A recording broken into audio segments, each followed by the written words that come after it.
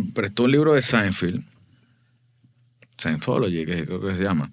No, Seinfeld, de las primeras cosas que dice es que el stand-up va a ser bueno a la medida de que tú más te parezcas a ti. Que para mí eso me ayudó bastante. De las cosas que yo he leído sobre el humor, esa frase me ayudó bastante por el hecho de que yo leí eso al principio de esta carrera y dije, ok, esto es lo primero que tú deberías saber porque no vas a intentar ser otra persona. Claro. Y ese es el error que cometen muchos comediantes. Intentar ser otra persona. Sí. Que ser otra persona es más fácil.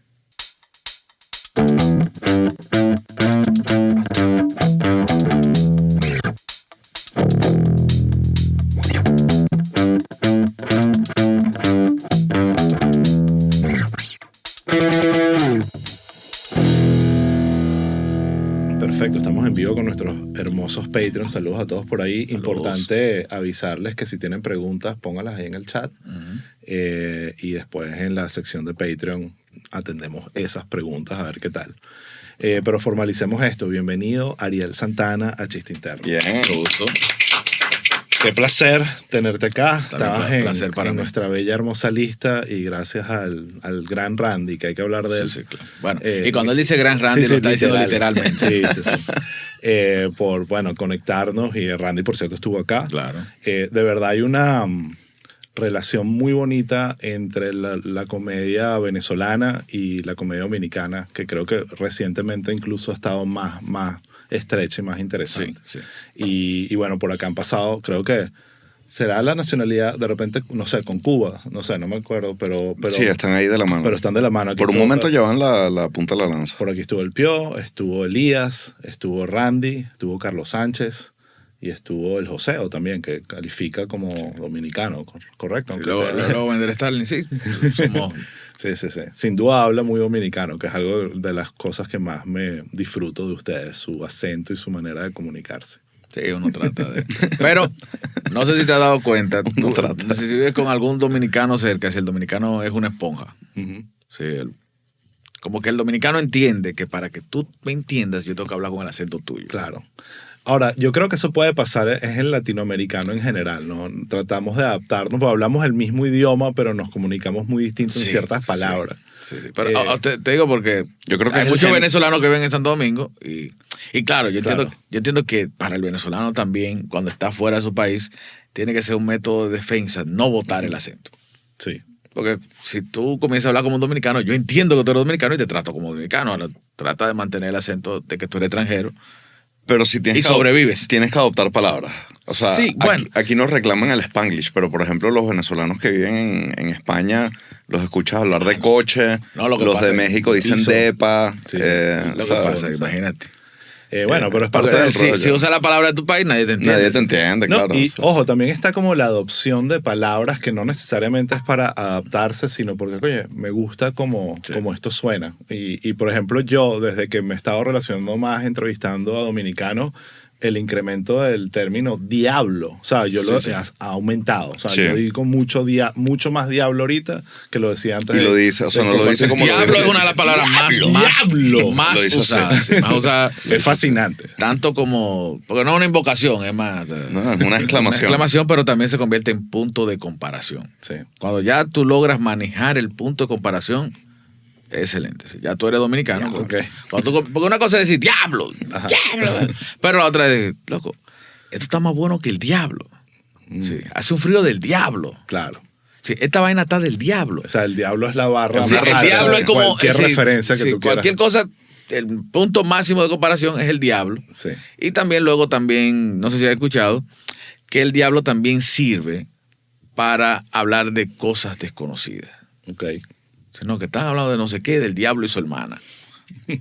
Cuando te dicen que del diablo y su hermana es un tema que nadie maneja. Exacto. Es como algo ahí que no se sabe, pero tú lo rellenas con el diablo. Que el diablo y su... No, porque tiene que ser su hermana. Claro. Si va al diablo solo, puede que sea conocido. Pero exacto. Si va con su hermana, ya es una vaina. Wow, qué increíble el potencial de una sola palabra, ¿no? Como puede significar tantas cosas. Y es más complicado cuando tú vives en una familia cristiana. Probablemente una que se ofenden por el uso. Cristiana evangélica. No, que tú no puedes mencionar al diablo. Ah, ya. Claro. Sí, como que el diablo es una mala palabra. Sí. No miente ese pájaro. Diablo. Wow. Entonces es Que difícil. ser dominicano y reprimirte de la palabra diablo debe ser una cruz tremenda. Sí. Debe ser muy difícil. Pero yo por lo menos me creé un ambiente libre donde el diablo está en... Pero, Donde el diablo era bienvenido. pero, por ejemplo, es una palabra que se dice en televisión, ¿sabes? No, está Diablo normalizada. sí, sí. Diablo, está normalizada. Sí. Diablo no, sí. No está Incluso diablo, sí. Es bueno, porque hay veces que tú quieres decir mierda y mejor dices diablo y es permitido. Claro. Es que creo que incluso en Venezuela un poco la palabra, ¿sabes? Similar es mierda, que la tratas de decir cualquier relleno de algo que no sabes. La mierda esa o sea. Exacto. Entonces tú... mierda para exclamación, o sea, para asombro, tú dices diablo, y para decir la mierda esa mejor dice la vaina esa. Exacto. Sí. La vaina que es el comodín más... Bueno, espero que YouTube no nos esté censurando en este momento. No, con estas hermosas palabras. créeme, yo tengo un programa de radio y no pasa nada. que pasa por YouTube Y todo mierda, perfecto. diablo, coño, ese tipo de cosas. Saludos a YouTube, los queremos Saludos. burda. Sí, no, yo creo que ya ellos entienden. O sea. Mira, Ariel, ¿qué estás haciendo aquí en Miami? Esa siempre es la pregunta para arrancar esta hermosa conversación. Bueno, el contexto por el cual estamos aquí en la hermosa ciudad de Miami es el festival Miami es un chiste. Claro, un dominicano no va a hacer todo este movimiento de venir a Estados Unidos para presentarse una sola noche. Claro. Y aprovechamos para hacer como la cuarta parte de esta gira. Yo creo que la gira más larga que ha hecho un grupo de comediantes dominicanos, de cualquier tipo, no solamente el stand-up, y lo hemos hecho en 4 etapas. Y en todo eso hemos andado todo lo que es New York, New Jersey, Pensilvania, vamos Connecticut, Massachusetts, Rhode Island, North Carolina, Atlanta y Florida, así que me estaban Orlando. Y entonces, esta última, vamos a venir a Miami, de aquí subimos para Connecticut y venimos bajando. Perfecto. Entonces, va a ser como la última etapa de la gira de la cuarta dosis, ya que el 17 terminamos aquí y también nuestra visa termina el 17. Sacándole provecho hasta el final. Hay que imprimir la visa hasta el último día. Bueno, lo importante es que lo están haciendo de forma legal y estructurada, porque sin duda ahorita es el único camino. Así pide el catire. Exactamente. Mira, me interesa saber un poco, primero, explícale a la gente qué es la cuarta dosis, a los que están escuchando esto que no saben qué es eso. Nosotros como comediantes en República Dominicana, el circuito del stand-up, aparte de que el público no es relativamente grande, también la cantidad de comediantes era hasta cierto punto reducida. Todos teníamos nuestra carrera de manera independiente, hasta que conocimos a Randy. Claro. Randy comenzó manejando a Elías y a Starling. Yo luego me le acerqué. Le dije, mira, Randy, yo entiendo, yo soy de la persona que hago comedia, hago radio, pero necesito de alguien que maneje ciertas cosas, porque tú sabes que uno como comediante, al menos el tipo de persona que soy yo, a mí no me gusta hablar del tema dinero. Claro. No. Porque yo soy vago para pedir dinero, a veces demasiado humilde para valorar mi trabajo. ¿Entiendes? Y a veces muy apasionado de que tú quieres hacer todo por pasión, pero tú sabes que este trabajo necesita una remuneración. Y busqué a alguien como Randy que también maneja el tema de la publicidad y todo. Y luego aparece Pío. Y es Pío que convence a Randy. Entonces ya Randy tiene estos comediantes, habían 2 más, y llega la pandemia. ¿Eh? Y cada uno comenzó a intentar hacer cosas. Los muchachos comenzaron a hacer shows, unos shows que le llamaban clandestinos, que lo hacían en un techo, una cosa. Y decidimos hacer un show los 4, como para unificar al público y hacer como un showcase realmente. Y el nombre de la cuarta dosis surge porque estamos saliendo de la pandemia, gracias a la vacuna. Y no, que había una primera dosis. ¿Tú crees que la primera dosis ya era? Sí. Entonces, pues, una segunda dosis. Tú dices, mierda, una segunda dosis. Y cuando anunciaron la tercera dosis, ya se entendía que, ya. ¿Tú te pusiste más de 3 dosis? No, 2. ¿Verdad? 2. 2, ¿verdad? 2. Pero aquí estamos, señor. Entonces, como éramos 4, dijimos de que, bueno, vamos a hacer show y le vamos a poner la cuarta dosis. Eso fue un chiste por 3 meses. Claro. Después anunciaron la maldita cuarta. Claro. Ya no es un chiste. Pero es un buen nombre para un show, un showcase de 4 comediantes, ¿no? Sí, y después éramos 5 en el show. Está bien, eso pasa. No lo invoquen, brother. Porque... Entonces, esa idea de alguna forma surgió orgánicamente. Y un poco ahí de repente Randy, que por cierto, hago el paréntesis, estuvo en Chiste Interno. Quien quiera ver el episodio, por ahí está, vayan a buscarlo. Genial. Una entrevista espectacular porque muy manager. Es la opinión del manager, la visión del manager, que es tan necesario. Es lo que tú dices, alguien que te da valor más que a ti, que el que te das a ti mismo, claro, que pelea la plata. Y yo creo que eso en cierto momento, eso también a veces veo comediantes que tienen un manager antes de ni siquiera tener 5 minutos. Es como que en cierto momento llega esa oportunidad de decir, ok, necesito alguien que me represente y que me ayude en mis intereses de mi carrera. Además, también, eso es clave. ¿Qué tipo de comediante y qué tipo de show estás haciendo y qué quieres hacer con tu carrera va a dictar qué tipo de manager quieres buscar? Entonces, como que buscarlo tan prematuro no tiene sentido tampoco. Sí. Es bueno tener la idea desde el principio. Claro. Eso es lo que necesitas en algún momento. Pero creo que también el manager va a saber en qué momento estás listo para que él te represente. Y creo que ahí, bueno, y mira que es un excelente trabajo. Con Randy pasa que Randy, por ejemplo, en el caso mío, y creo que también en el caso de Pío pasó, que Randy primero fue seguidor mío. Claro. ¿Entiendes? Dígase que Randy era alguien que valoraba, así, que le gustaba lo que yo hacía. Él conocía lo que iba a vender, lo que iba a representar. Exactamente, él lo conocía a la perfección. Claro. Y era alguien que podía hablar del producto. Dice, mira, me gusta, porque te gusta el producto. No es con lo mismo cuando tú te le acercas a alguien y esa persona solamente está viendo la parte de negocio. Claro. Ahora, si es alguien que es apasionado con su producto, es quien mejor lo va a vender. Y que ve el potencial, ¿no? Claro. Y él de verdad hace un muy buen trabajo. Entonces, así arranca la 4ª dosis. Sí, así arranca la 4ª dosis como grupo. Pero ya cada uno tenía una carrera. Claro. Es que de alguna forma potencia la carrera individual, sí, ¿no? Porque se están presentando públicos mixtos y eso ayuda al siguiente paso, que es los unipersonales. Exacto. Entonces, de alguna forma es parte del proceso. Yo siempre lo digo, bueno, 5 minutos primero, después ya tienes 20, ya puedes armar un grupo y con eso llenar 1 hora. Y después de ahí, ok, ya tienes una audiencia. Con eso de los grupos, yo salí huyendo de los grupos. Te explico. Cuando comenzó el stand-up, ustedes entrevistaron a Carlos Sánchez. Carlos Sánchez duró 10 años siendo la única persona que hacía stand-up comedy en República Dominicana. Wow. Entonces, luego un grupo de muchachos, yo tenía amigos que eran actores de teatro y me dicen, bueno, uno de ellos me convenció que yo tenía que hacer stand-up comedy. Yo no tenía el mínimo deseo de esto. Yo simplemente quería ser escritor humorístico y quería hacer guiones y cosas así. Y me presenta a Carlos Sánchez y Carlos Sánchez me dice, yo entiendo que tú deberías probar con el stand-up porque el stand-up te permite a ti darte cuenta de qué se ríe la gente. Entonces ahí tú, como escritor, te va a ir mejor. Y no, vamos a hacerlo. Pero tú ves el documental, comedian, todo. Dices, okay, pero en República Dominicana no hay ningún espacio donde tú... Sí, donde hacemos la no había clubes de comedia. Claro. No había ningún club de comedia. Y, loco, ¿cómo tú lo haces? Me dice, no, yo me le aparezco en los conciertos, a las bandas de rock. Le digo, ay, dame 5 minutos. Y digo, mira, ni yo tengo la confianza con ninguna banda. Ni tampoco entiendo que si alguien fue a ver un concierto de rock o de balada, lo que sea, quiere escuchar a un comediante. Claro. Entonces todos teníamos el mismo sentir y él me dijo, pero si ustedes quieren se juntan todos, porque él tenía como 8 muchachos que lo estaban molestando con la misma intención, júntense todos y hagan una vaina en un teatro.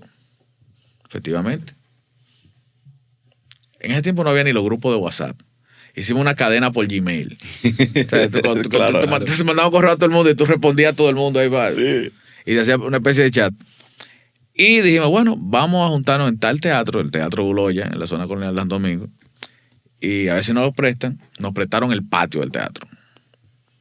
Y invitamos a todos nuestros amigos de Facebook. Gratis. Llegamos el día, 200 y pico de personas que no cabían gente en el patio. Qué buena éxito, experiencia. Hicimos 10 minutos cada uno. El dueño del teatro dijo, pero repítanlo. Al mes siguiente, hasta que arrancó el grupo, pero éramos 8. Claro, sí, eso es como una banda de ska, repartir el cheque. No, la primera vez que hicimos algo cobrando, recuerdo que había un sitio grande llamado Cinema Café, donde se prestaban muchas bandas de rock. Una alita de pollo cada uno. Que era una vaina de 2 pisos. Y nosotros metimos 400 y pico de personas ahí. Sí, no cabía un mandado porque el sitio no estaba hecho para 400 personas. Claro. Es decir, como ahí tocaban bandas de rock, si estaba todo el mundo de pie, imagínate un show de stand-up, todo el mundo viendo de pie. Verga. Y en el balcón y todo. Sí. Y cobramos 100 pesos por persona. Que ahora mismo 100 pesos aquí son como $2. Claro. Bueno aclarar. 100 pesos por persona, como $2. 100 pesos, y hizo como 40,000 pesos. Yo nada más decía, diablo, pero hasta 50 que lo hubiésemos subido. Porque era. Y todo ese dinero en efectivo. Y decimos, ¿quién va a llevarse el dinero? Pero no, nadie. Nos sentamos afuera en un banquito a repartirlo. No, porque nadie quería quedarse con ese botín, no, demasiado dinero. Sí. Pero fue algo. Y después vienen los conflictos de que alguien quiere una contratación y solamente contratan a uno del grupo, que yo nada más quiero a fulano, porque era 8, cuando tú tienes un grupo de 8 comediantes, claro, no van a estar dirigidos al mismo público. Sí. Y si están es redundante. Exactamente. Esa es parte del concepto, que haya variedad, que no estés viendo lo mismo. Exacto, pero cuando tú tienes toda esa variedad y llegan las contrataciones privadas, dices, bueno, coño, voy con uno, no puedo pagar 2 o 3. Tú no puedes pagar los 8, es lo primero.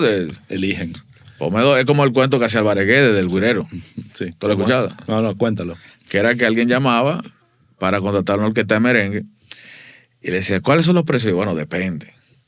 Si tú quieres vocalista, pianista, trompetista, saxofón, tambora y güira, son 30,000 pesos.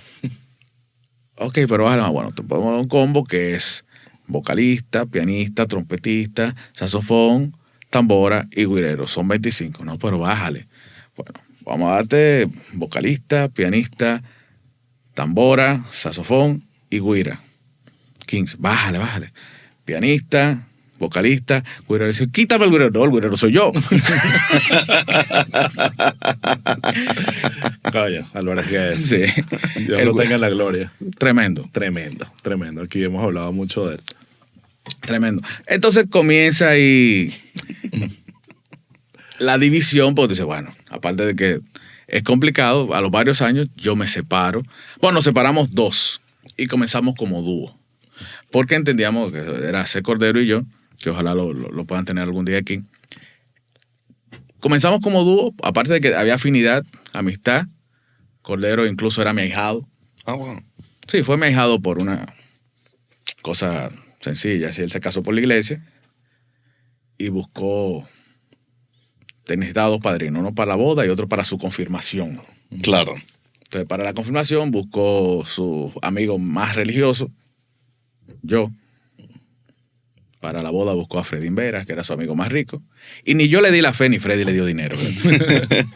Pero al final, sí, él es legalmente mi ahijado. Yo una vez saludé a su mamá y le dije, comadre. La mamá sirve para el chistecito, pues. Ayuda. Sí, no, digo, por lo menos, pero no. Entonces comenzamos a hacer comedia los 2 como dúo. Y ya cuando llegó la contratación con Randy me dijo, no, lo puedes tener a ti solo, o sea, no a los 2. De ahí nos separamos. Okay. Pasa, yo sí. Escucho estos cuentos y digo, la industria de la música descubrió esta fórmula con los boy bands, ¿no? Menudo, NSYNC, eran grupos de cantantes distintos y bueno, después cuando se separan, unos les va mejor que otros y tienen carreras distintas, es así de sencillo. Sí, claro. Pero lo bueno es que sirve como showcase. Claro. De que la gente nos ve a los 4 y después ya cuando tú vienes individualmente, dices, sí. Me gustó bueno, más y que también esos primeros shows, esa primera tanda, creo que es más de pinga vivirla con un par de compañeros que se la sufran contigo. Y lo bueno es que, por ejemplo, cuando andamos de gira, todo el momento en que no estamos ni dando entrevistas ni haciendo show, nos las pasamos haciendo material. Claro. Y porque entendimos que la mejor forma para un comediante de hacer material es hablar mierda. Claro. Sí, sí. Sí, sí. Hanguear. Hablar. Sí, sí. Luis, a veces tú dices, Cota, estoy pensando en tal idea. Y comenzamos y le hacemos entre todo. Sí. Ayuda muchísimo. Eso es tremendo. Tremendo. Yo cuando siento que no estoy escribiendo mucho material es porque me falta hablar mierda con gente. Sí. Estás aislado y no está saliendo el material. Tienes que salir ahí a conversar con tus amigos. Y eso saca material. Es así de sencillo. Mira, quiero hacer una pausa ahorita rapidito, pero antes quiero hablar de Astro Studios, que es este bello lugar donde grabamos este lugar. Tremendo, aquí es donde hacemos este hermoso podcast y otros más. Adrián, ¿qué más hacemos aquí? ¿Qué más se hace en Astro? A ver, mira, se hace en Defensa Propia de Erika La Vega. Erika La Vega, bueno. Sí, Me Vale Madre. Muy bien. Viviana Givelli grabó aquí también. ¿Viviana también? Wow, Sí. imagínate tú. Eh, Puro name drop aquí. No, pero José tenemos Rafael Guzmán. el retake. El con Luis retake. Carreño, está bien divertido. Ese te lo Bueno Beach. recomiendo. Que es, No. Bueno Beach, que es de comida Sí. también. Creo que el Muy fino. retake te va a gustar. El retake está divertido porque es Luis Carreño, que es quien hace la voz de Bob Esponja en español, ¡Epa! entrevistando a otros actores de doblaje. Entonces, recientemente tuvimos uno con quien hace la voz de Thanos, de Avengers. ¡Wow! Y es una voz que no es de este mundo y el tipo habla así en la vida real. Él habla así siempre. Habla así Habla siempre. así, la voz más increíble que te- Hiciste tu tarea. Imagino que entrevistó a Castañeda también. También- no, No. ese todavía no, pero está en la lista, pero sí al que hace Homero Simpson. a Pero Mario Cartman. Castañeda es una cosa. Ese está en la lista. Incluso estamos pensando hacer un evento con él, pero cuando tengamos más información se la soltamos. Un Pues evento. Sí, sí, sí. Se hacen cositas. Pero bueno, este es theastrostudio.com. Vayan allá y si están interesados en hacer un podcast de calidad aquí en Miami, este es el lugar. Así que bueno, de resto nada, tenemos otros mensajes hermosos para ustedes. Vamos a hacer una pequeña pausa y volvemos rapidísimo. Chicos, quiero hablarles de Chiste Interno Academia, el lugar de cursos de comedia. Ahí tenemos cursos on demand, cursos online en vivo y también tenemos cursos presenciales. Yo los invito a que vayan a chisteinterno.com/academia y vean todo lo que tenemos ahí para ustedes. Hay cursos de stand-up, cursos de escritura de comedia, cursos de propuestas creativas, de producción de podcast y también de creatividad. Así que nada, vayan por allá. Si usan el código CHISTE van a recibir un 10% de descuento en su primera compra y nada, nos encantaría verlos por ahí. Ya llegamos. Ya, aquí estamos de vuelta. Rápido, Vaina burda rápido. En verdad, súper rápido.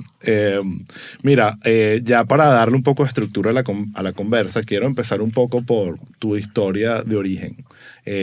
Cuéntale un poco a la gente que no conoce República Dominicana dónde naciste y explícanos un poco el contexto de tu vida empezando. Yo nací en la ciudad de Santo Domingo y principalmente toda mi vida transcurrió en el barrio de Los Minas, que es uno de los barrios más antiguos y de los más populosos y quizá el barrio más grande de toda la República Dominicana. Ok. Y tenía la dualidad, para que la gente entienda más o menos cómo es la personalidad mía de Ariel Santana, la dualidad de que yo era el monaguillo del barrio. Ok. Y vivía en un barrio de tigres, de delincuentes. Claro. Entonces tú vivías en esa... Sí, los veías en la tarde ahí con todas las vainas, la moto, la vaina, y querías acercar, pero a la misma vez Pero tenía- era el muchachito, Claro. el muchachito religioso, que incluso no estudiaba ni siquiera en un colegio de por ahí, sino en un colegio ya más sofisticado, técnico. Yo era un tipo muy enfocado en mi cosa. No era de los tipos que escuchaba la música en la calle, yo era metálico prácticamente. Te decían así porque tú escuchabas rock, no porque tú fueras nada de otro Un mundo. androide. Nada de otro mundo. Y vivía en eso. Era hijo único. Era hijo único de un matrimonio ahí intermitente entre mis padres. Y luego que termino el bachillerato, hago una pausa en mi vida. Como a los 19 años. Digo una pausa en mi vida porque fue Al como... seminario te fuiste. Exactamente. Qué loco, ¿verdad? Exactamente. Mira, pero ya, estás yendo muy rápido. Quiero hacerte unas preguntas. Exactamente. Quiero preguntar. ¿Tú entiendes, mano, cómo es una pausa en la vida? Pues una pausa. Es como, sí, cuando a la gente yo le cuento mi historia, como, aquí hay un bache. Como Jesucristo, Dije, igual. como, ¿qué pasó aquí? ¿Vale? Fui para el desierto. Sí. Mira, ¿tú crees que, o sea, el tema de conectarse con la religión desde pequeño usualmente viene influenciado por la familia? ¿O en tu caso fue distinto que tú No. decidiste por voluntad propia ser monaguillo? Fue para escapar de la familia. para escapar de la... O sea, no fue algo que tus papás No. te empujaron a hacer. Era una cuestión de buscarse una actividad para, como quien dice, alienarse en ese sentido. Y un lugar para pertenecer también. Sí, para pertenecer a un grupo. Entonces, yo tenía varios amigos que estaban en eso, me metí a eso. Perfecto. Y claro, ya después de ahí funcionó. Sí. Claro, y tus papás también de todos los grupos para meterte y que verga, está en la iglesia. Para Así que va. esté eso por lo menos. ¿Dónde está Ariel? Está en la iglesia. Si Ariel vivía mi tío en la iglesia y tu papá estaban tranquilos porque era en la iglesia que tú estabas. Claro. Ellos no eran religiosos así, ninguno de los dos, pero Claro, pero en un contexto como el que hablas, donde de Sí. repente había para delincuencia, que otras esté, cosas, para que estabas esté en delincuente, una- mejor el tipo está en la iglesia. Tal cual, era una buena protección, fue una buena decisión, de alguna forma, protegerte con eso. ¿no? Sí, sí. Sí. Ahora, llegas y hablemos de la pausa sí.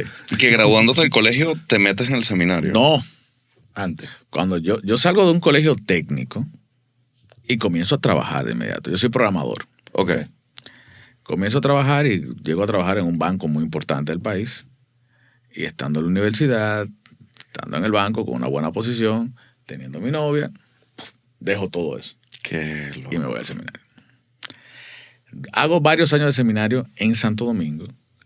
Y luego, en medio de la crisis vocacional, que es algo que te llega a los 2 días, está ahí adentro, Sí. me dice, no, tú lo que necesitas es cambiar de ambiente. Y nos mandan a una convivencia internacional, a un retiro internacional con seminaristas de todas partes del mundo, donde se hace un sorteo. Y pregunta, ¿que era una congregación en particular? Sí, ¿Era- Camino No Catecumenal. Ok. Sí, yo decía el seminario Redentoris Mater. Voy a simular que sé lo que acabas de decir. Pero él preguntó. Él preguntó. Dice, era una congregación. Bueno, no funciona como una congregación, eran sacerdotes diocesanos, pero sí eran de un grupo religioso. Vale. Entonces, tienen alrededor de 100 y pico de seminarios por todo el mundo. Imagínate que en una tómbola tengan todos los seminarios aquí y en la otra todos los nombres de los seminaristas.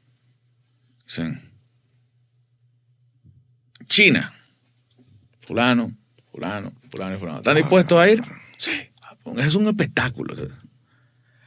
A mí me tocó Colonia, Alemania. Ok. Excelente. Está ¿Qué edad bien, tenías? está bien eso. Yo tenía 21 años. Excelente. Sí, va. Es como, lo viste como una experiencia nueva, una manera de cambiar tu Muchacho. realidad. Realmente fue eso me cambió la forma de pensar. Porque hasta que tú no te vas de tu país, tú piensas que todas las vainas funcionan como tu país. Coño, y Alemania es bastante... Y de República Dominicana a Alemania, hermano. Eso fue un salto. No, y te voy a decir En algo. muchas cosas, en otras también. Te voy a decir algo Estoy seguro que- que extrañaste República Dominicana en otras cosas. Sí, yo extrañaba a República Dominicana, pero yo en el fondo soy muy alemán. Sí, Porque hay gente que me ve y me dice, di que tú eres dominicano, en serio. O sea, tú eres dominicano de negro, está bien, ok, pero tú eres un tipo muy... tipo Tú puntual. eres un tipo, no solamente puntual, tú eres un tipo callado, bailas malo. ¿Entiendes? ¿Te gusta la matemática? Exactamente, te gusta ese tipo de cosas, te gusta la filosofía. Te deprime, vaina. Tú no, Sí, sí. No parece dominicano. no parece dominicano. Entonces, en Alemania, en ese sentido me sentía a gusto, pero en 20.000 vainas que tú dices, no, loco, mano, este no es mi ambiente. Duré 2 años ahí y ya luego volví. Ok, te quería, volviendo un poco a este momento de la decisión, ¿no? Me estabas contando, tenías un buen trabajo en un banco, tenías novia, estaba todo relativamente en Bien, orden en tu vida. todo lo que un joven de esa edad quiere tener. ¿Qué fue Hasta el un Honda detonante? Civic. Perfecto, esos duran toda la vida y les rinde muy bien la gasolina. Sí, sí. Pero que hubo un detonante que te llevara a echar todo. No hubo un poner pausa en detonante todo como eso. tal, sino que uno, como joven que pertenece a un grupo religioso, sí, siempre, cuando tú estás en esa edad, aún tengas novio o no, siempre el tema de la vocación se incentiva. Tú. Y yo, en cierta forma, decía, no, esto no es lo mío, no me sentía digno, pero a través de la predicación Sí, te convence. claro. Y para mí fue una aventura, principalmente el hecho de dejarlo todo. Yo recuerdo que me habían hecho un aumento en el banco de salario que era casi equivalente al doble de lo que yo ganaba. Y yo como a la semana voy y le presento mi carta de renuncia y cuando el director me ve me dice, pero usted no está conforme con lo que le estamos dando. Digo, sí. No. Y, ay, que me voy al seminario. No. Y fue tan así Yo me fui en tan buena relación que el día que yo decidí dejar el seminario, yo volví a mi puesto de trabajo. Wow. Al mismo. Qué bueno. Al mismo puesto de trabajo. Yo me acerqué al banco y dije, mire, yo ya no voy a ser más sacerdote. Ok. Me arrepentí. No me preguntaron qué pasó ni nada. Pero, mira, coincidencialmente hay una vacante. Y en ese banco que estaban prohibidos los reingresos, hicieron una sesión. La primera sesión fue con Ariel Santana. Qué bien. Bueno, Sí. eso bien, probablemente te extrañaron. Sí, y también a mí, ya en la parte espiritual me sirvió para darme cuenta de que Dios no se quedó con nada mío. Claro. ¿Tú entiendes? De que yo realmente no perdí nada. Claro. Yo gané todo lo que aprendí. Y el tema material, todo lo recuperé. Sí. Claro. Bueno, y que probaste que Y me casé con la misma novia. Verga, pero no. Bueno, o sea, literalmente fue una pausa. Sí, exactamente. Sí. Fue una pausa. Ahora, mira, ser sacerdote probablemente es una decisión tan controversial como ser comediante, ¿sabes? Si te pones a verlo de una manera. Sí. Y siento que hay similitudes, hay conexiones lo hemos hablado antes, creo, en el rol de un sacerdote, sobre todo a la hora de hablarle a un público y la oratoria. Te voy a explicar, por ejemplo, la primera vez que yo hice stand-up así a un público grande, estaban intentando hacer como un reality y lo iban a grabar en un sitio con mucha gente. Y uno de los jueces era Carlos Sánchez. Esa fue la primera vez que Carlos me vio haciendo stand-up. Y cuando vio al grupo entero, nos sentamos después del show y comenzó a criticar cada uno. Mira, te falta hacer esto. Comenzó como a darle consejo a cada uno. Y el último era yo. Y cuando me dice, bueno, Ariel, en el caso tuyo yo no sé qué decirte. Porque lo que tú tienes, lo tienen los comediantes después de los 10 años. Que es que tú te paraste ahí y estabas hablando como que era en el patio de tu casa. O que tú estabas hablando con un grupo de amigos. Y bueno, a mí me pareció normal lo que yo hice. De que no tenía miedo. Primero, no le tengo miedo a ver un grupo de gente. ¿Por qué? Porque yo era monaguillo. Fíjate, para un monaguillo, un chamaquito de 7, de 9 años, sentarse frente a 200 gente todos los días y que te esté mirando a ti, quizás no está mirando a ti, está mirando al padre, porque tú estás al lado del padre. Pero se te quita Se te quita el famoso miedo escénico. Sí. Que hay gente que como que entiende que en el arte es obligatorio, ¿no? Hay gente que no tiene miedo escénico porque simplemente se acostumbró a eso. ¿Sabes qué? Yo veía misa todas las semanas en el colegio y tenías que leer. Sí. Y gran parte de que se me quitara el miedo de hablarle a un público salió de ahí. Sí. Entonces, después que tú eres ya seminarista, que eres catequista de niño, cosas así, que tú tienes que hablar a un público, ya se te quita en el sentido de que, imagino que a un profesor no se le es difícil hacer lo que nosotros hacemos. Claro. Exactamente. No tiene que tener miedo escénico. El único miedo que tú tienes como comediante es la primera risa. Exacto. Porque después de la primera risa son tuyos. Ahora, si tú no lograste la primera risa... Sí. Empezamos mal y terminamos mal. Sufrimos todo. El único miedo del comediante tiene que ser la primera risa. Pero después el miedo escénico como tal, en mi caso, todo es porque el tema del seminario, el tema de ser monaguillo, todo eso me acostumbró. Sí.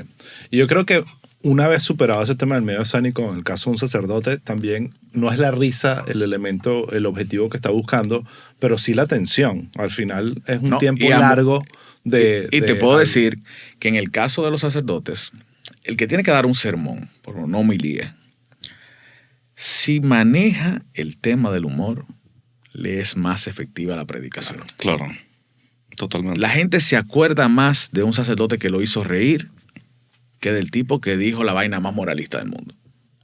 Si el sacerdote logró conectar con el público y hacerlo reír, la gente dice, espérate. Y es que vuelven la siguiente semana. ¿Por qué? Porque ¿qué es lo que tiene? ¿Cuál es la relación que tú dices que hay entre el humor y la predicación? Es lo que yo le decía a Stalin ayer, que era el efecto diablo, sí.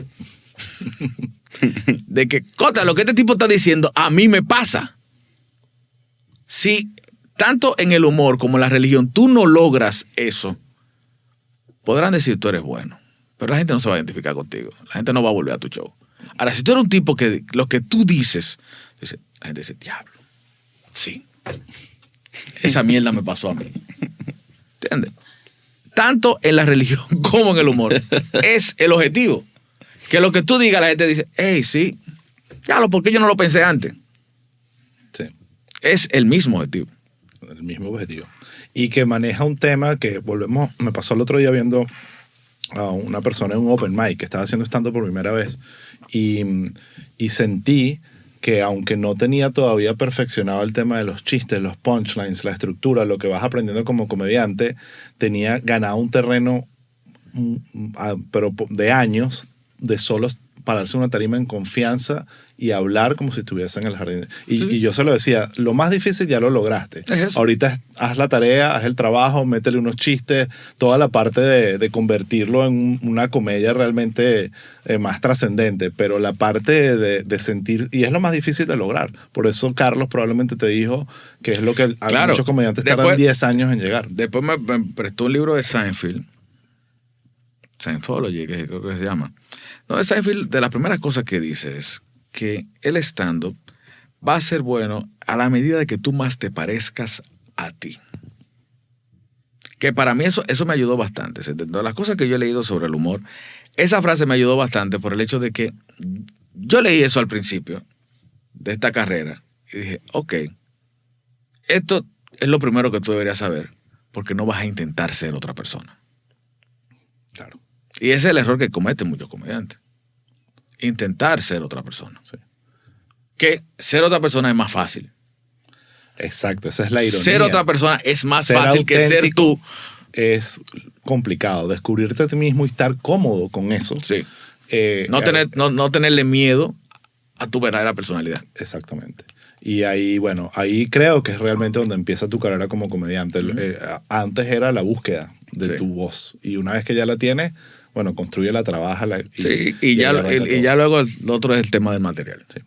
Ahora, volviendo a tu experiencia, háblame un poco de Colonia, Alemania, y solo por el contraste cultural que implicó para ti llegar a esa ciudad y aprender y conocer un poco de una cultura distinta. Alemania. A un seminario, además.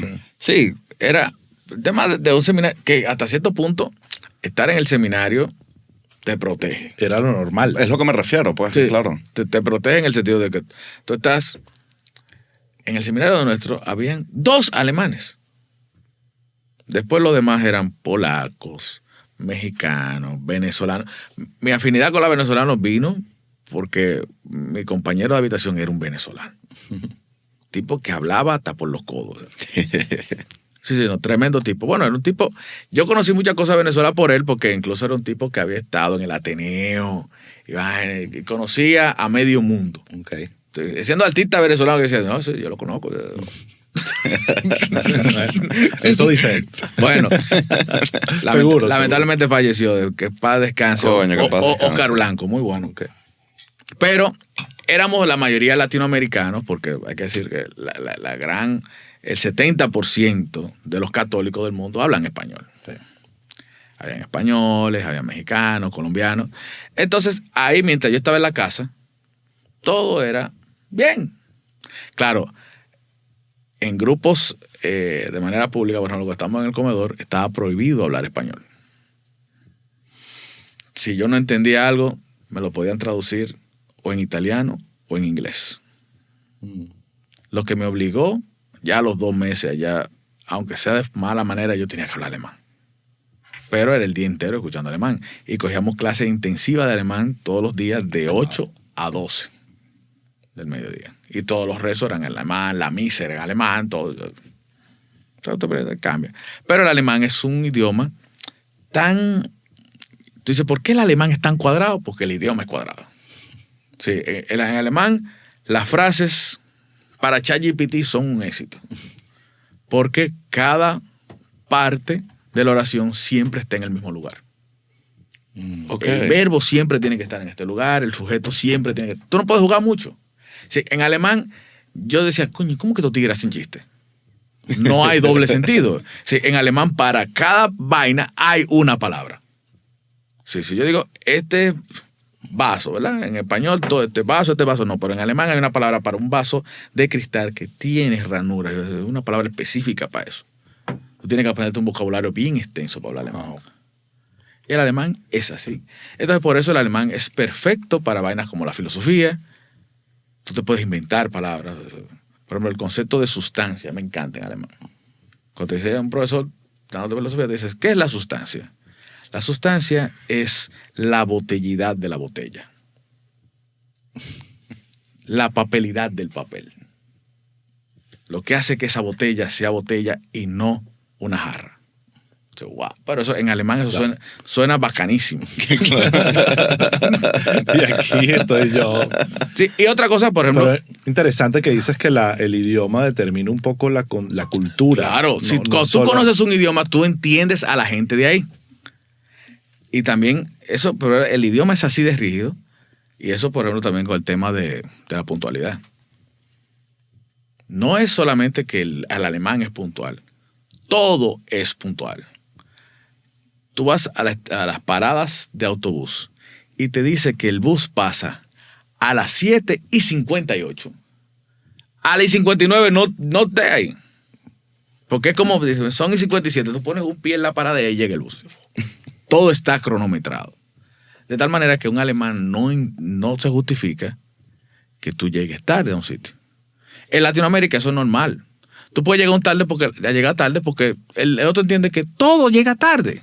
No, es casi hasta mal visto llegar a la hora. Sí, claro. Si tú llegas temprano, porque tú no tenías nada que hacer en tu casa. Pero tú tienes una holgura, así como que el latinoamericano o el latino, pues tú puedes decir latino porque también el italiano piensa así, el español piensa así. Todos tienen como una holgura de que cualquiera se retrasa media hora, claro, porque aquí todo se retrasa. Pero allá en Alemania no. Tú no tienes forma de justificar que tú llegaste tarde porque el tren pasó una hora, el bus pasó una hora, tú coges un taxi y vas a llegar exactamente a esa hora. Y lo bueno tampoco se extiende. Es que estamos divirtiéndonos, 2 de la tarde se acabó. Ya. Se acabó. Entonces son gente que le importa mucho también el tema cultural, el tema intelectual. Una vez, la primera vez que me llevan, dice, no, que el obispo hoy cumpleaños. Vamos todos a la casa del obispo. Y en medio de la fiesta hay un brindis, una cosa. Ahora tenemos una conferencia. Y se para un tipo de una charla de 1 hora, loco. Y es celebrando. Que esto se supone que es una fiesta. Sí, el tipo... 1 hora, una vaina. Y todo el mundo aplaudió. Y después de allá, bueno, como no pan y bueno, par de cerveza. Ya, eso fue la fiesta. Y para el alemán eso es una vaina. Un evento. Sí, claro. Digo, el alemán no pone música, el alemán no baila. Claro, ese es el alemán de para allá. Ya los del sur, ya Múnich, ya es una cosa... Claro. Son más italianos. Pero de la misma forma que dices, hay muchas cosas que los determinan y de repente... Y la comida cambia. Uno sufre, otras cosas las aprecia y disfruta y el progreso, las cosas, claro, el orden, un montón de cosas, pero y tú extrañabas? Tú aprendes, por ejemplo, que en Europa, a mí me lo explicó el papá de un amigo italiano. Me dice, mira, aquí tú descubres la diferencia entre el cielo y el infierno. El cielo es una fiesta donde cocinan los italianos, amenizan los ingleses y organizan los alemanes. Eso es el cielo, el paraíso. El infierno es un sitio donde cocinan los ingleses, organizan los italianos y amenizan los alemanes. Qué bueno, una buena manera de describir 3 culturas. Yo intenté hacerlo con Latinoamérica, pero trae muchos problemas. Sí, está difícil. Está difícil. No se logra, pero te trae problemas. Sí, trae problemas. Yo creo, uno puede buscar ahí ciertas analogías. Lo hacemos en Patreon. Lo hacemos en Patreon. Sí, no, tú lo logras con Perú. Bueno, de cocinar, sin duda, Perú. Me quedo con ellos. Sí, quedo con Perú. Mira, ya para cerrar esta parte de esta conversa, ¿qué te llevó a parar la pausa? O sea, decir, ok, esto no es lo mío, déjame volver al banco y a mi novia y a mi vida. Hubo muchas razones, dentro de ellas el tema de la obediencia, de tú ver que tu vida depende de lo que te diga literalmente otro. Entonces, tuve mucho conflicto principalmente con mi rector, en ese sentido. El tema de la soledad, no tanto de la castidad como de no pecar, sino el tema de yo quiero una familia. Claro. Recuerdo que una vez yo iba saliendo de una misa y hubo una señora ahí, no sé si fue el diablo que la puso ahí, y me dice, usted viene de República Dominicana, tú un hombre tan joven, y usted quiere ser sacerdote aquí, porque a todo esto yo me iba a quedar toda mi vida como sacerdote ahí, Wow. en Alemania. Así, ese era el destino. Ser sacerdote aquí. Y usted no ha pensado en que usted debería de una familia. Digo, no, yo no. Entonces, sí, me dice, usted lo ve así ahora. Usted quizás no le hace falta una esposa. Cualquier hombre puede vivir sin una esposa. Usted no le hace falta tener hijos. Cualquier hombre puede vivir sin un hijo. Ahora, cuando usted tenga 80 años y no tenga nieto, usted me va a decir a mí. Mierda. De repente no fue el diablo, de repente fue un ángel. Eso es lo que iba a decir. De repente fue el mismo Dios ahí que mira, brother, yo creo que cuando usted esté viejo y no tenga ni hijo ni nieto, usted me va a decir. Sí, es una decisión muy trascendental quedarse ahí. Que la respeto, pero... Sí, no, yo la respeto y estoy totalmente de acuerdo de que sea la vida religiosa sea así. Lo apoyo de esa manera, pero no es para todo el mundo. Exacto. Pero, y no te alejó de la religión, ¿correcto? O sea, tú sigues siendo una persona. Yo sigo siendo una persona religiosa. Por eso no fue un rompimiento. Tengo 5 hijos. ¿Sabes que yo lo argumento, burro? Yo tengo un pana que se metió a sacerdote, es padre ahorita, era uno de mis mejores amigos en el colegio. También viví muy de cerca el tema de la religión y en algún momento tuve la oportunidad de conocer bastante la religión ruso ortodoxa. Me encanta. Y conocí a varios curas y ellos tienen sus familias y siento que tienen como que una perspectiva más atada a la vida real. O sea, si llega un tipo y te dice, mira, padre, quiero confesarme, te dice un poco de pecados de los que tú no tienes ni idea como cura porque no vives esa vida. Sí. No, sí. Por eso uno estudia mucho. Claro. Por eso al sacerdote le tocan casi 10 años solamente de estudio. Y tú no estás totalmente desconectado de la vida real porque tú también convives con gente y tú... Pero me explico, o sea, si tú tienes tu familia es como que más... Como... Sí, pero si tú tienes tu familia, puede que tengas una visión muy... egoísta o personalizada. No, personalizada, ¿tú entiendes? Como tú te vas a poner como en el lugar de... Cuando te traen un problema matrimonial, tú no te vas a poner nunca en el lugar de ninguno de los dos porque tú no eres... Eso es un buen punto. Tú no eres casado. Más como un psicólogo. Más exacto. Entonces, no, ese tema no afecta. El tema que yo sí entiendo que le quita el matrimonio a un sacerdote es el tema de la libertad. Ya, claro. Te quita libertad porque hay sacerdotes que sí, que porque se pasan toda la vida en un sitio, pero cuando te dice que mira, queremos ahora que tú vayas a África. Yo como sacerdote puedo ir a África, pero mi esposa no es sacerdote, mis hijos no son sacerdotes. Sí, ellos no tienen que hacer lo que diga el obispo, soy yo. Claro. ¿Entiendes? Entonces, como que ahí no sería, para poder cumplir toda esa voluntad, tendría que ser que la familia entera es sacerdote. Sí. ¿Ves? Complicado. Entonces, por eso es que no tienen familia. Pasan otras profesiones, los deportistas, claro. Es una etapa de la vida, no es toda tu vida, que esa es la gran diferencia. Claro. Y a lo que en otras profesiones también es complicado. Sí. Complicado, por ejemplo, un beisbolista que anda, quizá ve a su mujer una vez Totalmente. una temporada en el año. Sí. A veces ni siquiera viven en la misma ciudad. Exacto. Es incómodo. Sí. Bueno, voy a hacer otra pausita acá, rapidito, y ya volvemos. Chicos, este es el momento ideal para suscribirse en nuestro Patreon. Lo hemos mejorado muchísimo, con más de 100 horas de contenido exclusivo, descuentos en nuestros productos y eventos y acceso a la mejor comunidad de comedia en español.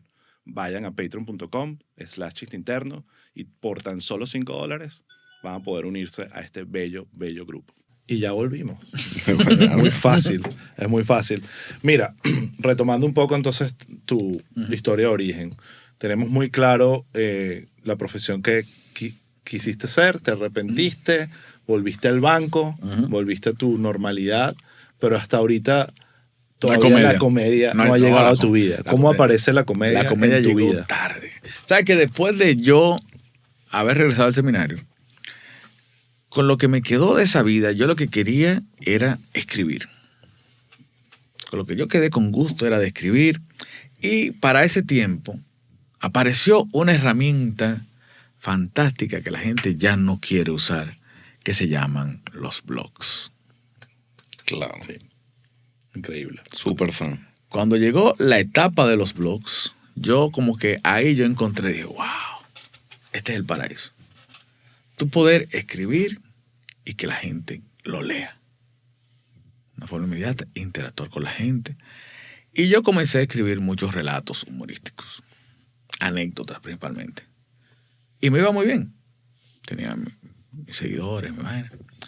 Y es ahí cuando un compañero del banco, que a la vez es actor, me dice, ven a ver esta vaina. Yo creo que lo que tú tienes que hacer es esto. Y me pone un video de un muchacho dominicano, blanco, con un t-shirt negro, llamado Carlos Sánchez. Me dice, si él hace esa vaina, tú lo puedes hacer. Digo yo, sí, esa es la vaina que hacen los gringos.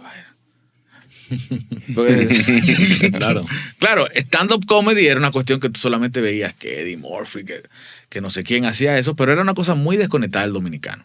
¿Qué era para el dominicano comedia? Televisión. Para el dominicano comedia es lo que tú ves en televisión. Un tipo que se disfraza, que hace un personaje, que hace chiste, o que cuando uno está disfrazado, una persona que hace cuentos. Que sí, hacer cuentos es algo propio de... Entonces esos son los comediantes. Pero tú veías como que el stand-up comedy era un tipo que se paraba a hablar, a dar un discurso ahí, y los gringos, porque son gringos, y ya se ríen.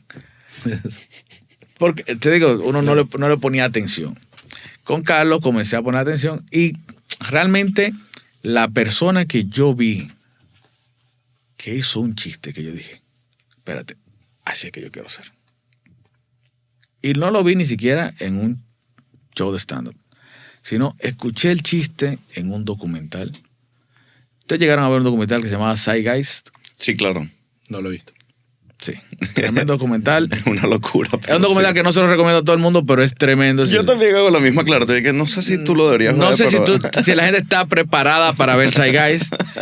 Con el tema religioso tiene que tener una fe bien arraigada. Eso te iba a decir, que verdad es que tú estás recomendando ese documental siendo tan religioso. No, pero a mí, claro, yo leía Nietzsche, yo leía Sartre. Claro. Siendo material ateo, yo he leído todo. Esa es mi manera de convertir a la gente en atea, para que sepan.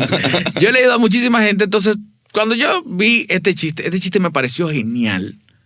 Yo dije, ¿quién es ese tipo? George Carlin, ¿no? Claro. Yo me enamoré de George Carlin. Claro. Eso es la vocación. Claro. Tú tienes que enamorarte de alguien. El chiste de Dios, ¿no? Sí, el chiste de Dios. De que Dios es un tipo que está ahí mirando y anotando. Y si tú no haces lo que Él te dice, te va a mandar a un sitio donde hay sufrimiento, donde hay fuego. Pero Él te ama. Y dije, ¡wow! Y comencé a buscar cosas de George Carlin y yo me enamoré de George Carlin. Siendo dos personas que pensamos muy distintos. Muy distintos, sí, pero la forma de George Carlin, yo dije, eso sí yo lo quiero hacer. Claro. Ese es el poder de la comedia. Lo que hace este tipo es lo que yo quiero hacer. Alguien que piensa probablemente muy distinto a ti, te enamoró a través de buenos chistes. Sí. No, y era como su forma de hacer chistes. ¿Cómo caíste tú a ver Zeitgeist? Claro que si alguien ve ese documental, ¿a quién tú se lo quieres enseñar? Al más religioso del grupo. Y cuando yo lo vi, dije, sí, ya todo eso yo lo sabía. Que por cierto es irónico, no irónico, pero interesante que te manden a Alemania, que es como que donde están todos estos filósofos ateos, ¿no? Es como, es retador. Sí. Pero aprendí bastante. Y te digo, con George Carlin, siempre he dicho que, por ejemplo, es normal, y lo digo también con el tema de la vocación, tú tienes que enamorarte de alguien. A mí, cuando yo veo músicos, cuando veo gente que te dice a ti como que no tiene influencia, digo, no es verdad. No es verdad. Para tú ser cantante, tú tienes que enamorarte del estilo de alguien. Tú quieres querer ser alguien. Sí. Alguien que te cambia demasiado, ¿sabes? Como que te bate un poco, te hace querer ser cosas como él. Tú puedes entrevistar quizás el 80% de los médicos vieron un médico que le asombró. o tuvieron que ir mucho al médico. El clásico cuento del carajito que es un piloto. Exacto. Ujú. Tú tienes que ver a alguien que tú digas, wow. Entonces, en el caso de la comedia conmigo fue George Carlin. Ya después no comienza a consumir muchos comediantes, pero durante los primeros años de la comedia yo vi todo lo de George Carlin, leí los libros de George Carlin, todo.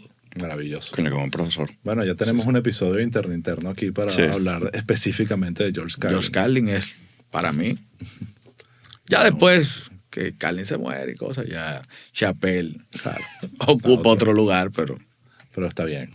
Sí. Ahora, en ese momento, para entender, estabas escribiendo un blog que era básicamente el pre-material de stand-up. Eran tus anécdotas. Eran mis anécdotas No personales. era que estabas escribiendo... También le daba el cuento. Claro. Sí. Incluso hay una parte de mi vida que solamente me la recuerda la dueña del teatro. Yo no la digo mucho. Pero yo de todo lo que escribía, sí le daba al cuento corto, que ya eran cosas que yo me inventaba, ¿verdad? Y también a la poesía. Pero la poesía lo hacía también de manera cómica. Perfecto. O sea, cuando fuera algo romántico, yo buscaba la forma de que todo es risa. Y antes de todo esto del boom de comenzar a hacer stand-up en ese mismo teatro, alguien se inventó unas noches lunáticas. Y ahí iban cantantes, iban poetas y gente que hacía performance. Exacto. Entonces yo dije, bueno, déjame comenzar. Y yo iba a leer poesía ahí. Y ya eso como que me hizo conquistar parte de ese público. Claro. Pero después comenzó el stand-up, Claro. Bueno, volvemos, tiene muchas similitudes. Claro. Con objetivos distintos. Pero siempre mi objetivo era dar risa. Claro. Que ahí como te estás dando cuenta, mi vocación es de comediante. Estoy haciendo poesía, quiero hacer reír. Sí, exactamente. Entonces, ahora, de ese momento que tu amigo, que a todos a esos amigos hay que siempre darle las gracias. Ese amigo mío abren las puertas y Wilson Cabral es una cosa. Sí. Que te dice, tú puedes hacer esto, te muestra el video de Carlos Sánchez. ¿Cuáles fueron los pasos que tomaste? Los pasos, bueno, como te dije, presentarme a Carlos. Él me llevó a la casa de Carlos Sánchez. Y ahí fue que Carlos y yo tuvimos una conversación y me dice, no, le explico lo que yo quiero. Me dice, no tienes que hacer stand-up. Y eso nos lleva a todos al grupito a formar, o sea, era un grupo de amigos de él y otros muchachos que Carlos, se le habían acercado a Carlos con la misma inquietud.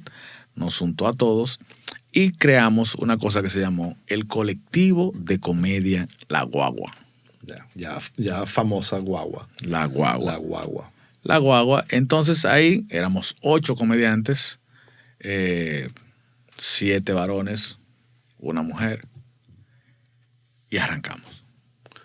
Hay que entender un poco ahí también la perspectiva de Carlos, ¿no? De que estaba sí, solo. La perspectiva de Carlos, sí. Que eso fue, mira, qué bueno que lo dices. Porque la forma en que Carlos asumió el hecho de que surgiera La Guagua fue lo que más me enamoró de la comedia y de mi generación de comediantes. Porque Carlos fue como nuestro padrino en el sentido de que Carlos nunca nos vio como una competencia, sino Carlos nos vio como un alivio, como wow, no estoy solo. Hay más gente que quiere hacer lo que yo estoy haciendo. Entonces, al Carlos asumirlo así, todos nosotros también, de cierta forma, seguimos ese mismo comportamiento. De que si yo veo a alguien que comienza en la comedia y comienza haciéndolo bien y le está yendo bien, a mí me alegra. Porque yo digo, bueno, este tipo va a hacer que esto crezca. Claro. Este tipo está ayudando a que esta cultura crezca. Entonces, yo no sé después de aquí a 10 años cómo se comportan los muchachos, pero somos una generación muy colaboradora. Sí, se nota. Muy colaboradora.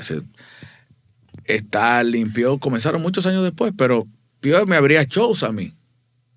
Increíble. ¿Entiendes? Entonces, cuando yo veo que Pío progresa, wow, me siento bien porque yo, oye, está haciendo crecer esta cultura, porque cuando tú eres pionero en algo, tú lo que quieres es crecimiento de eso, más que el crecimiento tuyo. Sí. Y es que y mira que influye. Cuando tuve una de las primeras entrevistas de radio que me hicieron, que le hicimos para ir a promocionar un show de La Guagua, un comediante me dijo, ¿por qué ustedes eligieron, un comediante me lo está diciendo, ¿por qué ustedes eligieron esta profesión que es tan desunida?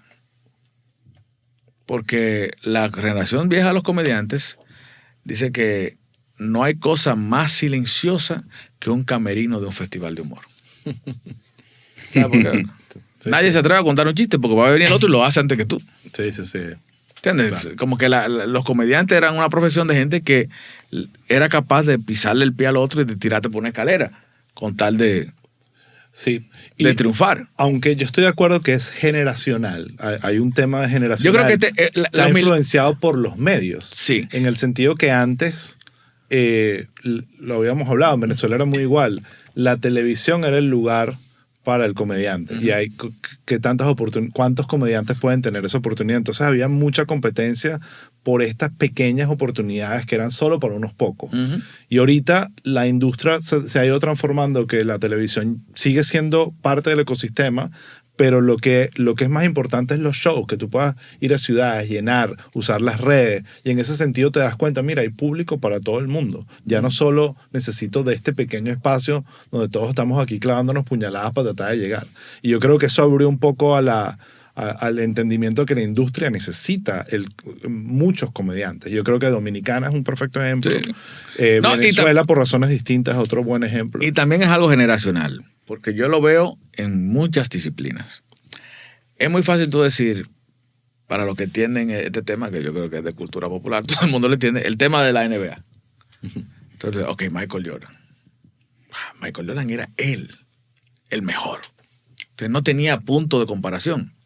Los que vienen después de Michael Jordan, ¿qué pensaron?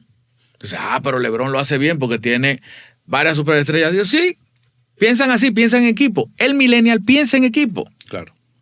Piensa en bueno, si este es bueno y nos llevamos bien, pues vamos a hacerlo juntos. Sí. Mi intención no es ser yo solamente el mejor. Mi intención es ganar. Entonces, si yo puedo colaborar con los otros, entonces por eso las mismas redes sociales, todo se ha creado. Tú ves que la música, la mayoría de las canciones exitosas que tú ves son featuring. Sí. Sí. La colaboración. La colaboración es lo que nos da el éxito. Sí, al menos a esta generación. Entonces, eso es parte de. Sin duda. Antes todo el mundo quería ser el mejor, yo solo. Pero ahora todo el mundo es colaborar. Sí. Y porque puedes compartir las pantallas. Claro. Ahora es la pantalla del teléfono y Sí. le das literalmente collab y tu Exactamente. audiencia, mi audiencia. Y colaborar es más fácil. Entonces se hace más fácil. Y Se hace más fácil. Por ejemplo, en la pandemia yo descubrí que todos descubrimos que podíamos hacer un podcast desde la casa. Wow. Y era más fácil decirle algo, a alguien, quiero entrevistarte en un podcast que tengo. Y no te podía decir que no, porque él no iba a salir de su casa tampoco. Entonces, Era un plan. Sí. se logró. Ahora, empiezas a hacer comedia. Sí. Te empiezas a montar. Hablamos antes del tema de la autenticidad y de saber tu voz. ¿Cuándo sentiste tú que yo dije, ok, ya descubrí quién soy yo como comediante y tu carrera arrancó de alguna manera? Mira, cuando comencé en la comedia, te digo, éramos pocos.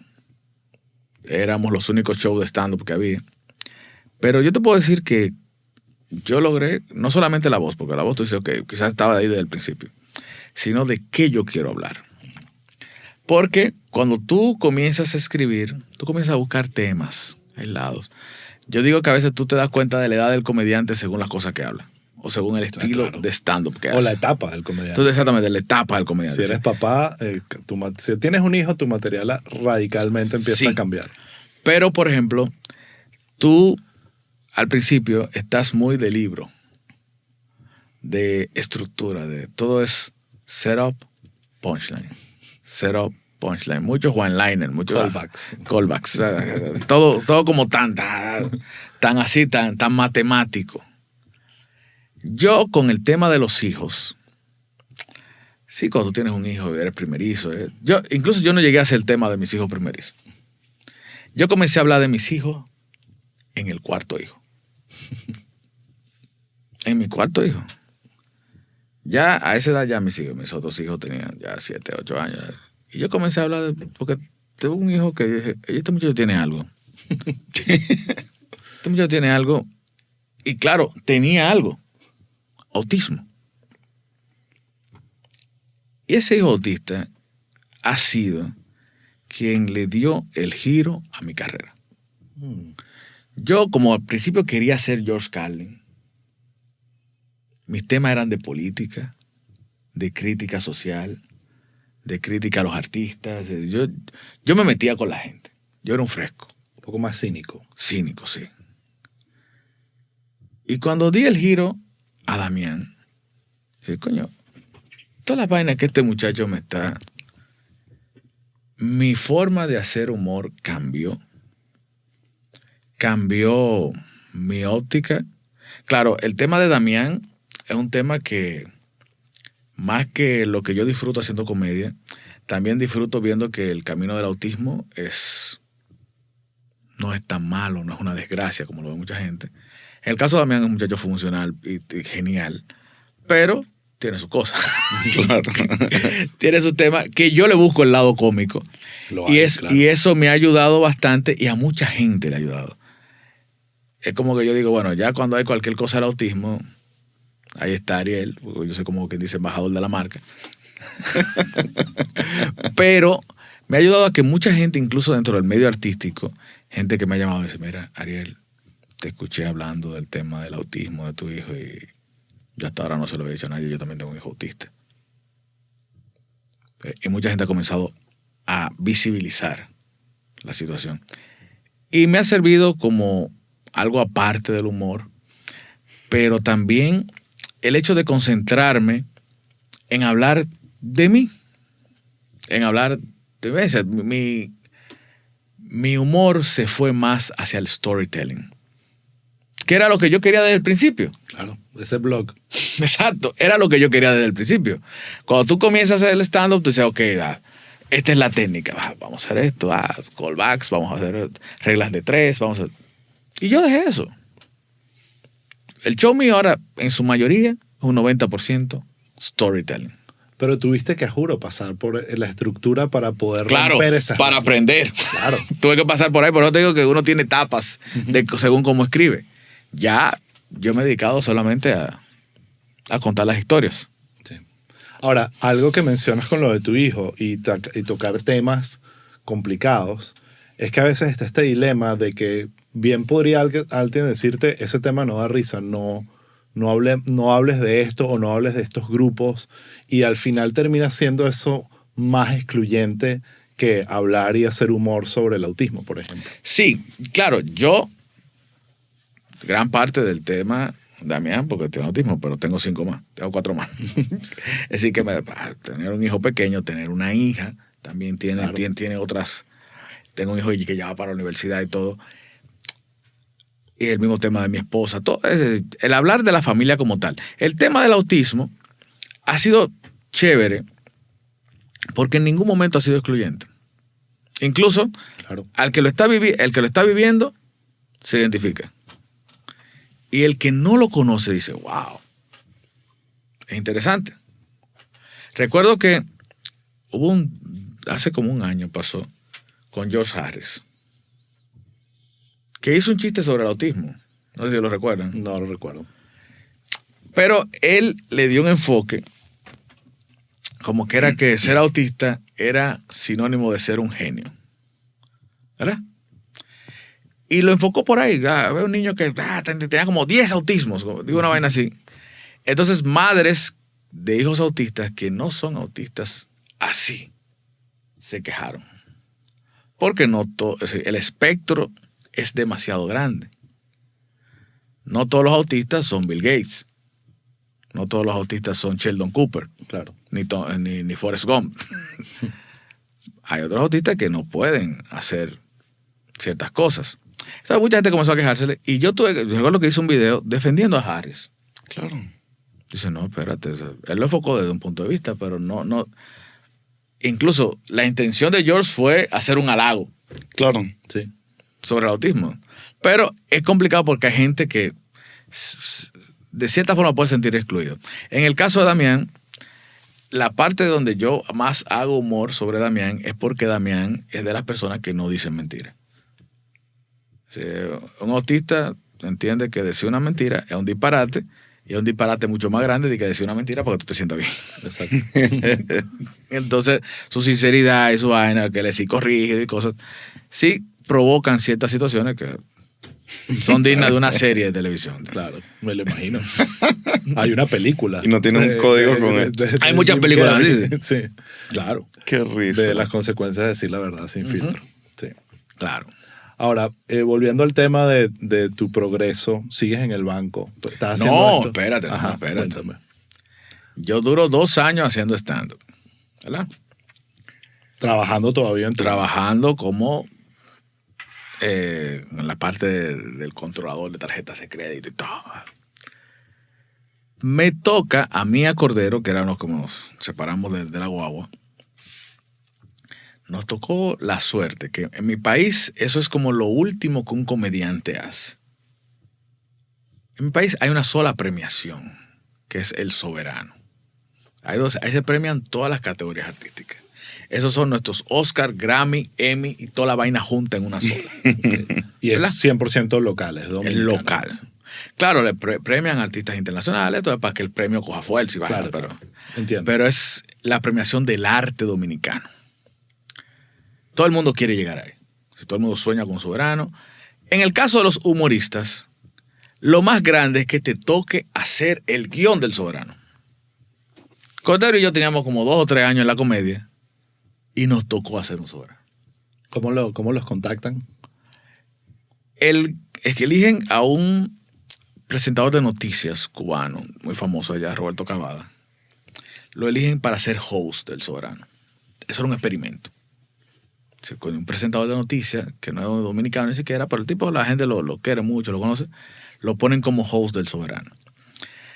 Habían puesto a un comediante, a un humorista de larga data, 2 humoristas de larga data, a escribir el Soberano.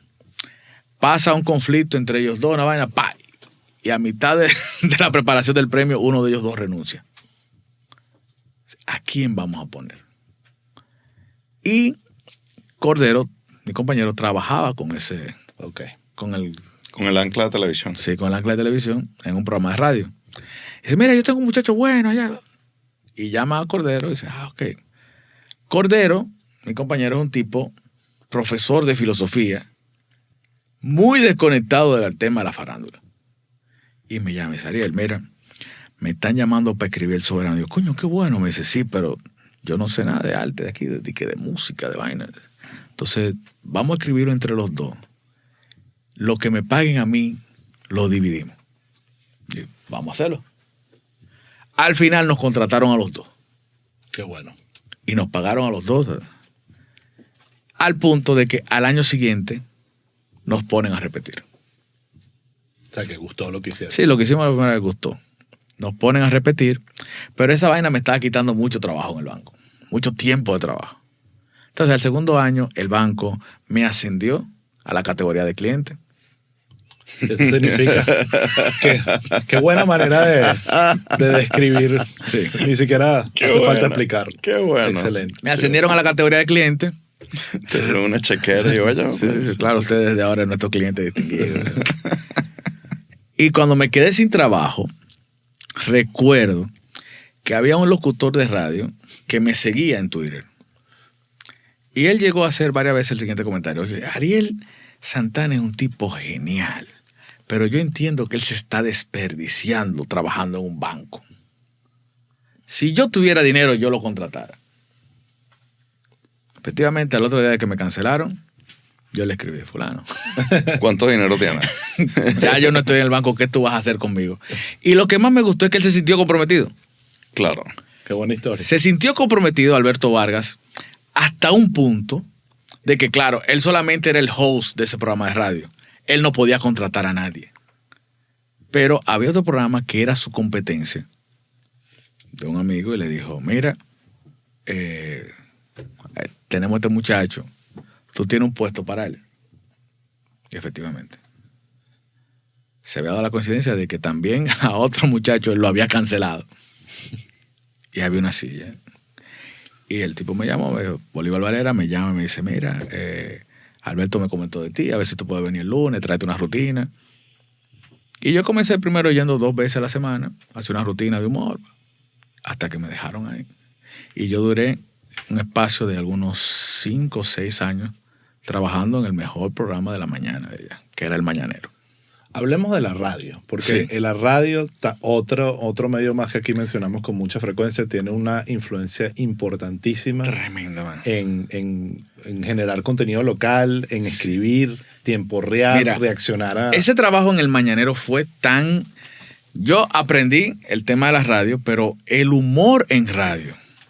Muchas veces el humor está basado, gran parte de los programas de allá, estaban basados en la interacción con el público. En tú colocar un tema, opinamos del tema, vamos a recibir llamadas y la gente cuenta su anécdota sobre el tema y eso. Pero cuando yo llego a la radio, ya había un compañero que lo conocía porque habíamos trabajado juntos en otras cosas, llamado El Nagüero, que él había acostumbrado a hacer una rutina de radio diaria. Dígase, él tomaba un tema y lo desglosaba 10 minutos. Cuando a mí me sientan al lado de él, yo entiendo que yo tengo que hacer lo mismo. Y ahí fue que el programa cogió fuerza, porque primero venía El Nagüero, después venía Ariel. O sea, una cosa. Y acostumbramos durante todos esos años a hacer rutinas diarias. Pero claro, el primer día que yo llego a hacer radio, me dicen, tráete una rutina. ¿Qué rutina yo llevo? La que yo hacía de stand-up. Claro. Entonces tenías trabajo adelantado. Espérate. No, pero ¿sabes cuál es el problema que tú tienes de eso? Se te acaba. Se está acabando mi material de stand-up. Sí, en las par de primera semana ya todo lo que yo tenía de stand-up lo había hecho en radio. Pero también me di cuenta de que no es lo mismo.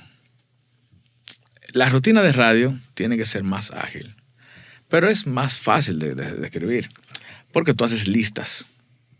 Dices, voy a tocar este tópico, déjame desglosarlo en 10 puntos.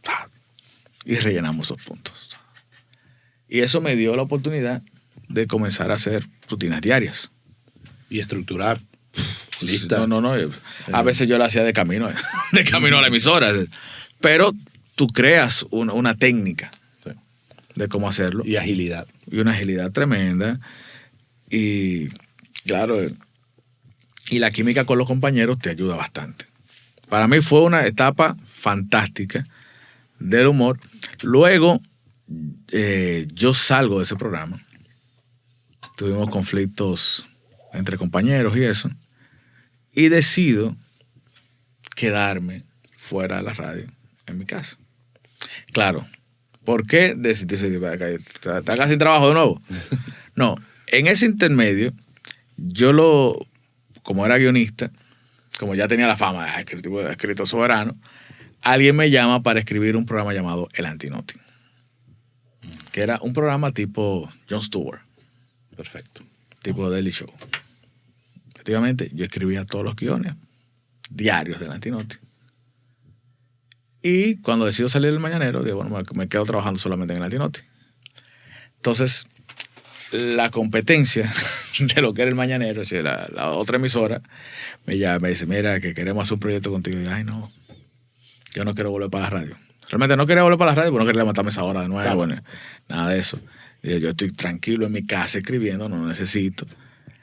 Y hasta que me convence. Me dice, no, es un programa que no es de humor, queremos que sea un programa que sea algo diferente, pero tiene que ser el morning show. Digo, bueno, si tú me vas a dar licencia creativa, vamos a hacerlo.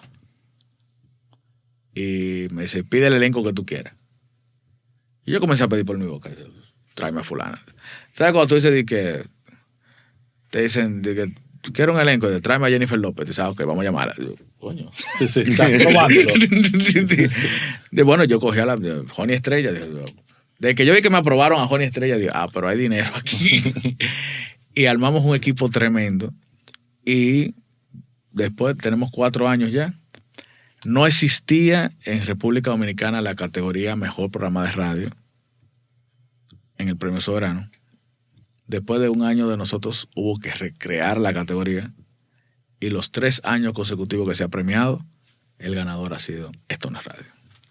Yeah. Muy bien. Sí. Y además es eso, a veces ese pequeño cuento Howard Stern lo tiene, que habíamos hablado de él, de exigir licencia creativa para lograrlo, y después ellos son los que te están dando el premio a ti, ¿no? Sí, es un poco entender que el creador a veces sabe lo que está buscando y lo tienes que dejar respirar. Sí. Y entonces el programa todavía sigue y eso es Sí, parte de se convierte en tu ecosistema. La radio ayuda a Claro, tus shows, sí. a vender entradas. No, incluso hay mucha gente que me conoce es por el programa de radio. Claro. Y de repente el programa de radio yo anuncio que tengo un show de stand-up y la gente dice, pero Ariel Santana va a estar presentando tal. Y va el show y dice, ya, yo no sabía que usted daba risa. Usted se ve muy serio ahí en el programa porque tengo que hablar de temas de política. Entonces, sí, para mucha gente es una sorpresa. Ya los que me conocían de antes, sí, que siguen el programa, saben. Bueno. Pero ha ayudado bastante a potenciar el tema del stand-up y si no, te ven como una figura pública. Claro, ayuda. O sea, Claro. ayuda muchísimo. ¿Cuántos cuentos uno no ha escuchado en Venezuela, otros lados de la radio? Es ese lugar, esa plataforma que de alguna forma ayuda. Sí. También la televisión. Sí, no, Pero la televisión... La radio tiene más no sé rango. aquí, pero la televisión sigue siendo como lo que te da el prestigio. Sí, es el golpe más... Todavía- La televisión sigue siendo lo más viral. Sí. A pesar de lo que diga la gente. Pero la radio tiene más rango. Sí, claro, te da permanencia. Sí, Exacto. la radio te da permanencia. Y el tema local. Sí, sí. El tema local que es tan importante, que tú seas importante en el lugar donde vives y de ahí crees un poco tu carrera, ¿no? Sí, sí, también el hecho de que sea también un programa de YouTube te ayuda a las comunidades fuera de tu país. Por ejemplo, lo que de mal forma le llamamos diáspora, que no es diáspora, pero Sí. son los que están fuera del país, te dan seguimiento, igual. Entonces mucha gente también aquí fuera me conoce por eso, por el programa de radio. Y increíblemente, o sea, yo estoy en una emisora que es la más controversial, o sea, tanto por el dueño como por varios programas, que es Alofoque FM. Y me impresiona que yo vengo aquí a Miami y la mayoría de los Uber que nos han tocado son cubanos. Y conocen todo lo que pasa en República Dominicana. Wow, increíble. Dice, pero tú eres el de Alofoque. Entonces Bueno. te da una... La globalización. Sí, sí, sí. Mira, antes de saltar a la parte de Patreon, que tengo unas preguntas ahí que quiero hacerte del otro lado del paywall. Gracias. Quería preguntarte un poco, que me cuentes un poco de la escena actual de comedia en República Dominicana. ¿Siguen saliendo generaciones nuevas? Muchos ¿Qué está muchachos, pasando? muchos muchachos nuevos. Mira, fruto de la guagua, nosotros al comenzar a dividirnos y eso, tuvimos que crear espacios. Primero comenzamos en un bar haciendo noches de comedia fijas. Y ahí fue que yo hice mi primer show, que dije, ya tengo una hora de material, y comencé a hacerlo ahí. Y cuando ya los muchachos comenzamos a tener shows, que ya estaba Carlos, estaba Cordero, estaba yo, había varios muchachos que en conjunto lograban, ya tú haces 20 minutos, yo hago 20 minutos. Uno de nosotros, de los integrantes de La Guagua, Tomás, creó el primer comedy club en República Dominicana. Tomás Comedy, que estuvo aquí Sí, también. sí, Tomás Comedy, que era integrante de La Guagua, creó el Comedy Club y ya para nosotros eso comenzó, que wow, ya tenemos un lugar, tenemos casa. Y el Comedy Club continúa y el Comedy Club ha sido la fábrica de comediantes de stand-up de República Dominicana. Centro. Sí, que ya incluso se han comenzado a abrir otros lugares para hacer stand-up, pero ha sido motivación de los mismos comediantes. Claro. Entonces, el Comedy Club es lo que mantiene el stand-up ahora mismo en República Dominicana. Yo creo que incluso el Comedy Club en República Dominicana, del bar de Tomás, es referencia y algo que hemos usado aquí en el podcast como ejemplo de algo que debería estar pasando incluso en ciudades como Miami, que todavía no tiene un bar de comedia En español. 100% en español. Y otras ciudades, en Venezuela lo hubo, lo hay, está Pispa. En México está Beer House. Hay lugares, pero siento que es tan importante como para anclar la industria. Sí. Se convierte como la universidad, el lugar de jangueo de los Sí, comediantes. sí. No es solo lo que está pasando ahí en la noche, es lo que está pasando en el green room, es lo que está pasando en las tardes, y eso ayuda muchísimo a que sea más efervescente. la Sí, sí, industria. el Comedy Club ha sido es lo que mantiene vivo el stand-up. Exacto. Porque al final la escena del stand-up no son solo los que están haciendo shows grandes. Sí, Claro. El stand-up es el día a día, los open mics. Claro. Sí, la gente que está probando material. Porque yo creo que lo interesante del stand-up es la gente probando material. Totalmente. Es divertidísimo. Es la creación, es decir, que el público es parte de cómo surgen los chistes, de cómo surgen los monólogos, cómo surge la rutina. Sí. Porque lo otro es ya la escena que siempre hemos visto, de que hay un comediante famoso que de repente todos los años viene con un show diferente. Sí. Pero eso no es el stand-up. Sí, o no empieza ahí, definitivamente. No, claro que no. Termina ahí. Eso es el el resultado. resultado. Es el resultado, no es lo que la gente vive. Sí. Que aquí en Estados Unidos, pero tú vas a Nueva York y tú dices, wow. Dice, el tipo pasa el año entero haciendo los mismos 5 minutos. Pero es puliéndolo. Claro. Sí, trabajándolo. Y es increíble como esos 5 minutos se pueden convertir en 20 si lo sigues puliendo y trabajando y cultivando. Pero bueno, ya vamos a saltar al Patreon, a todos nuestros Patreons que están live, quédense ahí. Y los que no, bueno, consideren pasarse al Patreon para que escuchen estas conversaciones completas. Lo ponen en los comentarios. Lo ponen en los comentarios ahí. Sí. Pero bueno, lo que te quería preguntar de un tema. Y recuerda, suscríbete o síguenos para no perderte de todo lo que viene.